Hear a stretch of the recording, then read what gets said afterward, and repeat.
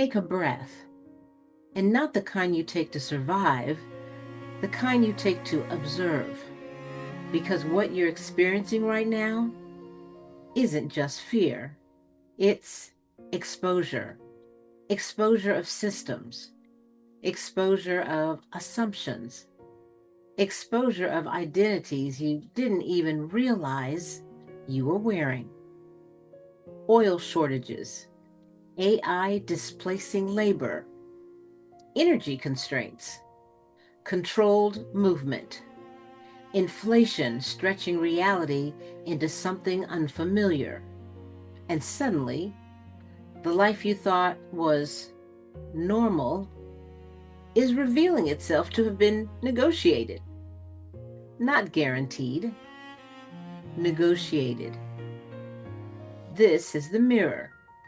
And what it's reflecting back to you right now is not the world breaking, it's your belief system under examination. So let's be intellectually honest for a moment. You weren't just relying on income, you were relying on predictability. You weren't just trusting systems, you were outsourcing certainty. And now that those structures are shifting, the real question isn't what's happening out there. The real question is, what did I believe had to stay stable for me to feel safe? Because that belief, that's what's shaking. Now here's where it gets uncomfortable and a little bit freeing as well. Your perception is not just observing this moment. It is actively constructing your experience of it. Same headlines, two different people. One sees collapse, the other sees recalibration. Same restriction. One sees control, the other sees constant constraint, revealing inefficiency. Same disruption. One panics, the other adapts. So no, the world is not just happening to you. You are participating in how it happens within you. And that is where your power has been quietly waiting this entire time. Now let's add a little honesty with a touch of sarcasm, because some of you are looking at the world and saying, everything is falling apart. But let's be clear, everything is not falling apart. Everything is no longer performing stability for your comfort. And that's different. And yes, it's inconvenient. But inconvenience has always been the birthplace of evolution. So now, let's go deeper. Because the mirror doesn't just show you fear, it shows you your defaults. How you respond under pressure. That's your real curriculum. Your spending habits, your conversations at home, your tolerance for uncertainty, your dependence on external validation. All of it is being revealed. Your relationships. You're seeing who processes reality and who performs panic. Your colleagues. You're seeing who innovates and who freezes. Your family. You're seeing whether your foundation is emotional or logistical. And you're seeing whether your identity was built on stability or adaptability. So no, this is not you against the world. It only feels that way when you haven't yet located yourself within it. Because once you do, you realize something powerful. You are not separate from the system. You are a thinking, adapted unit inside of it. And that means you can move even when it moves. So here are the 5 steps, not as survival tactics, but as cognitive recalibrations. Step 1, audit your perceptions. Not the news, not your neighbor, and not your social media.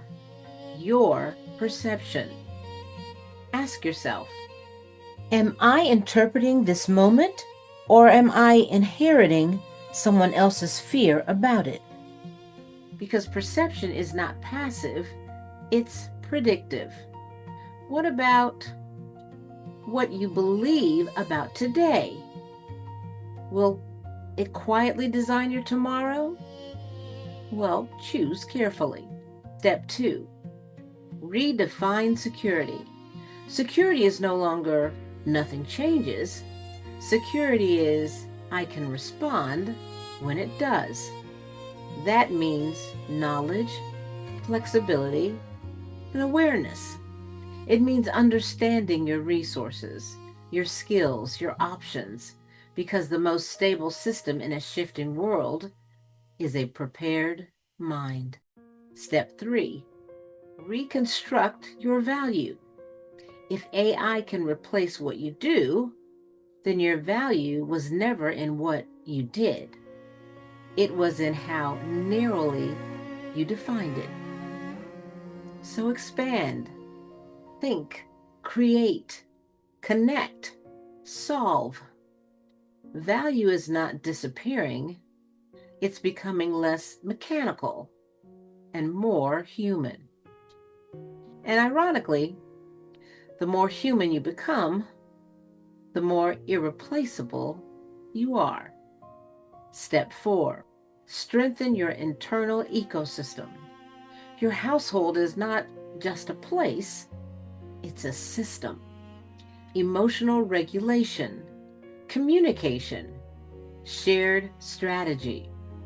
If everything outside becomes unpredictable, then inside must become intentional. Because stability is not found, it's built.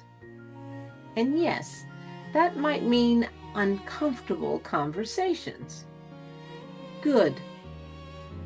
Growth rarely RSVPs politely. Step 5, decide who you are without permission. This is the one. Because underneath all of this is a quieter question. Who am I when the world stops telling me who to be? Not your job title, not your routine, and not your social role. You, your discernment, your standards, your direction. Because if you don't define that, well, the world will happily do it for you. And based on current events, I wouldn't outsource that decision. Now pause and look at yourself again, not as someone reacting to chaos, but as someone being introduced to themselves. Say it slowly, just like you mean it. I am not collapsing. I am being clarified. I am not losing control.